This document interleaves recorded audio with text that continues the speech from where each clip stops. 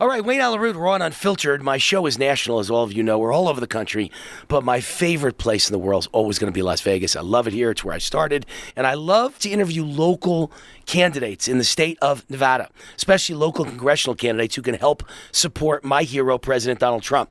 And I've got one here, Sam Peters. He's a candidate for Congress in District 4. I hope we'll be calling him Congressman Sam Peters soon, and I'll get a nice tour of the White House with Sam in Washington, D.C. soon enough, because you're going to owe me, buddy, because I'm going to single-handedly help you here. His website is sampetersforcongress.com, and it's the number 4. Sam Peters, the number 4, congress.com. On Facebook, you can find him at Sam Peters, Nevada. On Twitter, at Sam Peters, Nevada. So first of all, welcome to the show, Sam. How are you? Wayne, it is great to be here with you. Your show is amazing. I love listening to you, and it's just great to be in studio with you. So thanks for having me. And I like you because I like candidates with some personality. Right on. And I love candidates who are, former military, especially in your case, a major in the United States Air Force, spent more than 20 years serving our country, including combat duty in Afghanistan, Iraq, Saudi Arabia, and Kuwait. You hear me say that? Combat duty. This guy put his life on the line for us. Tours in Panama, Korea, and various installations in the United States. He retired in 2013. He earned a Bronze Star for his efforts in Afghanistan. Now I'm going to give you a real salute, man. Right. Bronze Star. Thanks, man. Thanks for putting your life on the line for us. Constantly recognized number 1 among his highly efficient and competent peers. And he's currently the owner of Peters Family Insurance, a very successful risk management firm. And he spent 2 years as a corporate employee where he managed just under $100 million in annual revenue across the largest geographical region in the United States. So you've got a great biography, in my opinion. I can't think of any better mixture or combination to be a United States congressman than military, high-ranking military, meaning you managed people, you were a leader, and a business person who knows money and understands budgets. I mean, that's a great combination, Sam. Golden ticket as far as I'm concerned. Well, thank you for that, Wayne. That was a great intro, and I thank you for all that. First off, hats off to all of the veterans. One of the things I want to do as a congressman is obviously support our veterans well before any illegal immigrants, and we'll get into that in just a minute. But again, thanks to all the veterans for what they do. I had a great time. It was my pleasure to serve the country, and that's why I'm stepping back in to continue to do that. All right, you're a family man. Tell us about your family. I am. I have a great family, wife Melissa, 3 children, Kelsey, Connor, and Callie. Ages 21, 5, and 18 months. So Kelsey, my oldest daughter, is an RN in East Tennessee, so she's serving her community as well. Cool. My 5-year-old son, Connor, loves baseball, American Dream, the whole thing. My 18-month-old daughter is just the light of my life, big smile, learning words, those kind of things. And you're done now, I hope. Yes? We're done. Finished. Finito. Shop is closed. There you go. Good man. Smart. See? I knew you were smart. We built a wall. I wouldn't help you run for Congress unless you stop now. Absolutely. All right. So, who is Sam Peters? When you describe yourself, what do you say about Sam Peters? Again, I'm a retired military. I'm a veteran. I'm a business owner. I'm a father.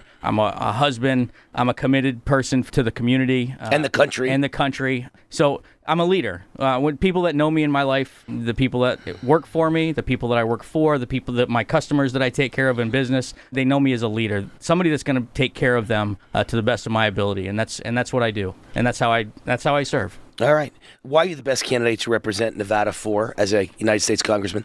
So the first thing is, I tell you again, I'm a leader, and I'm not a politician.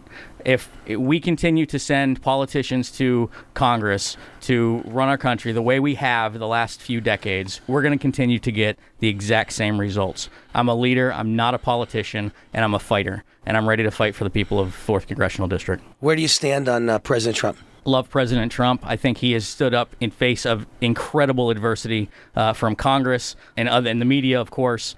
He needs support in Congress. I'm ready to get out there and fight for him. All right, I'm going to put you under fire because you're going to get all these questions. So it's good you get them out now. So isn't Trump a racist, an Islamophobe, a sexist, homophobic? Isn't he the most horrible, divisive president in the history of America, and that makes you a racist, Sam? It is not, and I am not. He is not a racist. He's not a bigot. He's not a fascist. I forgot fascist. How dare me? Or socialist or any of these other words. Oh, and he's a spy for the Soviet Union. Yeah, he's none of these things, and it's absolutely abhorrent that the far left is using these words completely out of context. Good answer. And the reality of President Trump is, if we rewind a little ways, didn't he receive an award, the Ellis Award, for his great work in supporting African American communities and ethnic communities? Here's a little known fact: he got a ton of awards, I believe. It was like the award of the year for Jewish charities. Yes. I think he was the Grand Marshal of the Israeli Day Parade. Yeah. Everybody loved him till he put an R next to his name and ran for president as a Republican. Right, and I love the fact that nobody's called him an anti-Semite yet, probably because he followed through and he moved the embassy to Jerusalem the way how many other presidents asked And killed the Iran deal and openly supports Israel when the other people on the other side who really are terrible to the United States are acting up. The other presidents all said, well, I've got to be fair. And he says, why do I have to be fair? There's a good guy, there's a bad guy. I'm for the good guy. Israel's a good guy. Right. Yeah, he's great for this country. President Trump is amazing for this country. I'm ready to go to Congress and support him the way he needs to be supported. And really, the way America needs him to be supported to get done the things that we need to get done. We can talk about the wall. We can talk about the budget. All of these things, healthcare, they need to get done, and they're not going to get done in the face of a media that hates him and a Congress that wants to do nothing but build their own wall in between. All right, let me play liberal again. Yeah. What about the divisive tweets? They're horrible. They're offensive. They're mean. He's a bad person. You must be a bad person, Sam Peters. President Trump is amazing with these tweets. We don't always like them. They hit spots that haven't been hit before, and certainly from a politician. But let's think about this. He tweets, and immediately millions of people are talking about Baltimore. So, okay, here's my own personal issue, because no one is more pro-Trump than me, ever. Sure. But that doesn't mean I don't criticize him. Mm-hmm. He's done nothing about the national debt. Nothing. It gets higher under Trump. I hate it when liberals talk about it because it's a joke. Because if a liberal was president right now, if Hillary was president, it would be 4 times the national debt of Trump. But still, nobody ever cuts spending. So what are you going to do when you get to Congress? You can't just say yes to all spending. And that's the reality. But the federal spending needs to be brought into control. Look, I'm a business owner. I run a household. We're not in debt. We don't believe in debt. We got to get our country out of it as well. I've spent in the last few weeks, I have spent some time listening to congressmen live in person from both sides of the aisle. Neither one of those congressmen in their speeches addressed the budget, just like you said the president hasn't as well. Because you only get a win from the group that you say, I'm spending more money on you. Yep. You don't get a lose ever by spending more money. But if you cut spending, that group freaks out and they won't write you checks anymore. That's the problem. Right. And we need to address government spending. No question about it. And you've said it on your show a number of times, the IRS focuses at the citizens, and the IRS was weaponized under President Obama. We need to turn that weapon around onto the federal government and find out where they're spending their money and address it in that manner. It's kind of interesting because one of the tricks the media plays, I mean, I've been a witness to this so many times, they are so rough with their questions to a Republican candidate like you. And they're so softball with a liberal. They never pin a liberal down. Finally, they pinned Beto O'Rourke down, even though he has no chance to win. Maybe that's why they wasted it on him. And they pinned him down. Did you hear what they asked Beto O'Rourke? I didn't. They said, you're all for abortion. So what if your mother had aborted you the day before you were born? Don't you think you had value the day before you were born?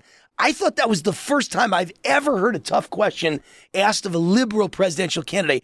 And that's a very valid question. You mean the day before a baby's born, it has no value as a human life?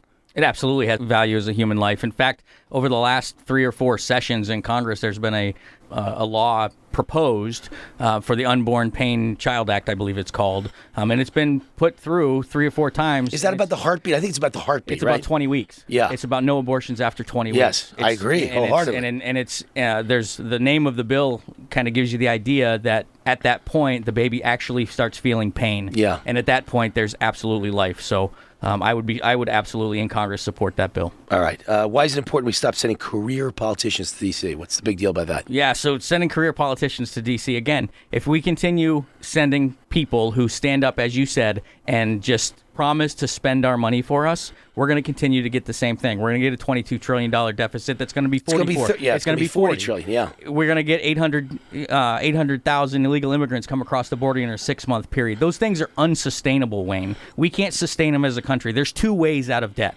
Pay it off or go bankrupt. The latter is not an option for America. All right, where do you stand on the building of the wall? Build, build, build. And what about the liberals who say you don't need it? Well, we do need it. So I spent 10 years in the military as a law enforcement person protecting military and sovereign land from people coming across. If we're not doing that at the southern border, we don't have a country, as President Reagan said. So we need to secure the border, whether it's a wall, a fence, a barrier of any kind. We need to get the illegal immigration stopped. Where do you stand on healthcare, free healthcare for illegal aliens? Absolutely not. No way, no how. Healthcare is important. I'm a father. I understand the importance of healthcare. We need to make sure that it's patient-focused and affordable across the board, not government-funded. All right, last question. Your opponent is Congressman Horsford. He came out for Medicare for all instead of private healthcare. They're going to take your private healthcare away, even if you belong to a union. All you union guys listening, with your Cadillac healthcare that you negotiated after years and decades of fighting, gone. You're going to be stuffed into the same system as the rest of us. Do you agree or disagree? I absolutely disagree, and I'll tell you, Wayne, I was in the audience at a recent town hall in North Las Vegas with Congressman Horseman was given. He admitted that he is absolutely for universal health care. It will kill our budget.